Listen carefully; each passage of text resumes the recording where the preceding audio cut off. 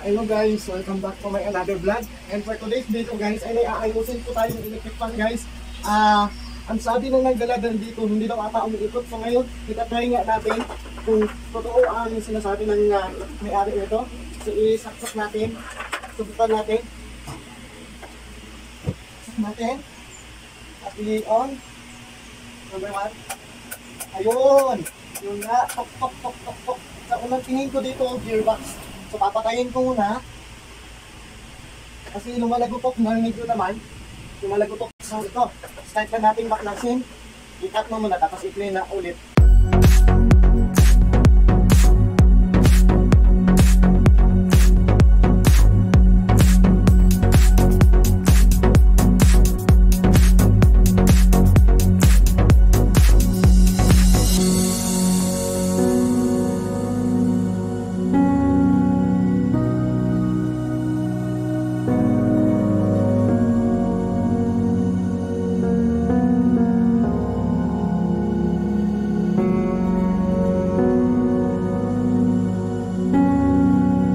So dito guys ay sinubukan ko ulit yung fan na walang blade.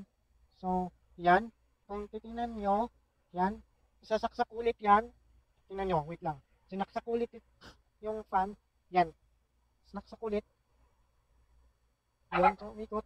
So in-off ko muna yung fan. Tapos binaba ko yung pinion gear yun. Tapos inong ko ulit yan, na walang fan blade. Okay siya, naging normal. So walang lagutok-tok. Pakinggan nyo ha. Okay, so kanina, naging okay siya kapag nakakabit yung yung AC o yung screen, yung malagutok-tok. Pero ngayon, naging okay. Siguro dahil mabigat, check natin ng mabuti.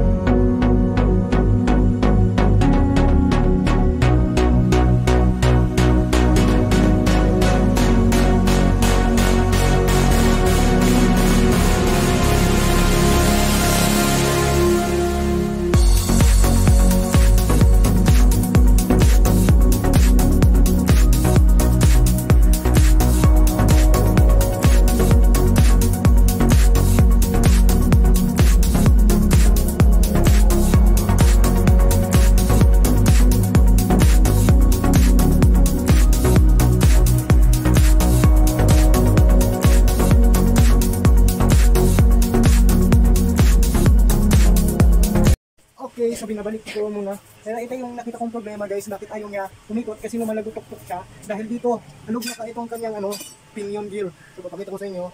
Ang hirap. Ang hirap. Yung ito guys, maalog na siya. So kita nyo, maalog yung kanyang pinion gear. Ang laki ng alog. Ang laki ng alog niya. So kaya nalagutok ko talaga to kasi malaki na yung clearance. Dapat kasi ito maliit lang yung play niya. Kaso lang malaki na, kaya yung kanina inanday natin lumalagutok. So yun, so antayin natin na dumating yung pyesa. Testing muna natin kung wala tayong na-damage. Try natin. So yan guys, may na-wires na po yung electric fan. At baka magtataka kayo kung bakit. Kasi pinalitan ko po yun ng front and back housing. Dahil ang problema po sa front housing, ayaw po matanggal yung neck na basag. Dahil napakatigas po ng tornilyo. At ang problema naman sa back housing ay ayaw din matanggal ang gearbox.